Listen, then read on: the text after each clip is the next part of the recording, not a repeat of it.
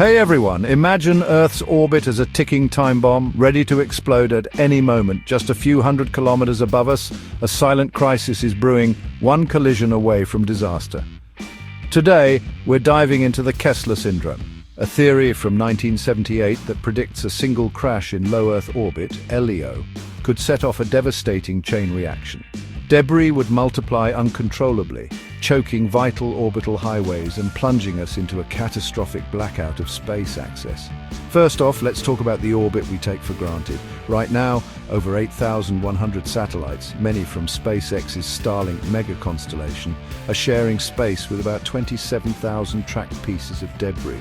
The number of collision avoidance maneuvers has skyrocketed from about 0.1 per satellite per year in 2000 to nearly 15 in 2024. This signals a rapidly growing risk in our near-space environment.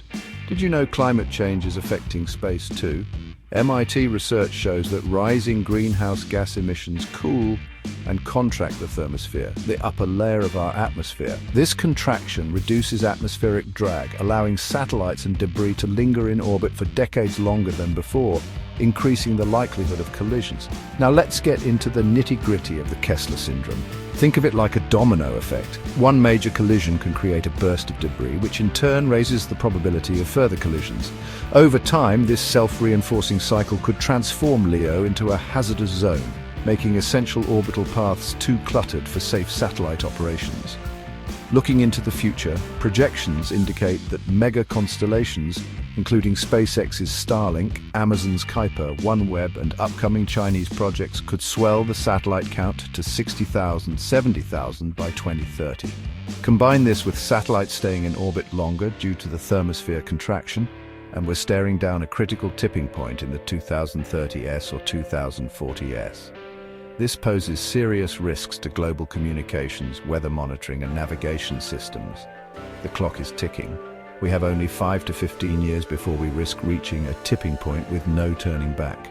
Despite growing evidence of an impending catastrophe, global leaders haven't taken the decisive actions required. Without rapid deployment of advanced deorbiting technologies, strict space traffic management, and comprehensive international cooperation on debris removal, our orbital environment is headed for disaster. Inaction could trigger a self-sustaining cascade of collisions, turning our orbit into an impassable junkyard and crippling essential services like communications, navigation, and weather monitoring. The stakes couldn't be higher.